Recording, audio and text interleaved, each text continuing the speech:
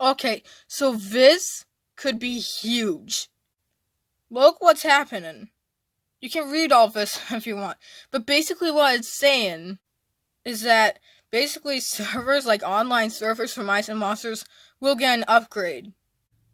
Like for Versus Mode on Coliseum, Tribal Island, and Torchlighting. Now the Coliseum Versus Mode is probably actually going to be real soon, which that could be big. Because if you didn't know, basically the Versus Mode is just bots. And it's not really too fun.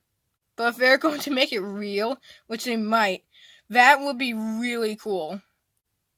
Torchlighting, I think that's probably going to mean the torch tab might be fixed. I heard that the torch tab is broken, and there's a lot of weird stuff with it. And Tribal Island, I don't know what this could be. Maybe you'll be able to have your tribe and join someone else's tribe at the same time. I don't know if a Tribal Island thing could be, but this looks like a huge update. I am really excited, so if you want to, you can read all this, but basically something huge is happening soon for the servers of Mice and Monsters.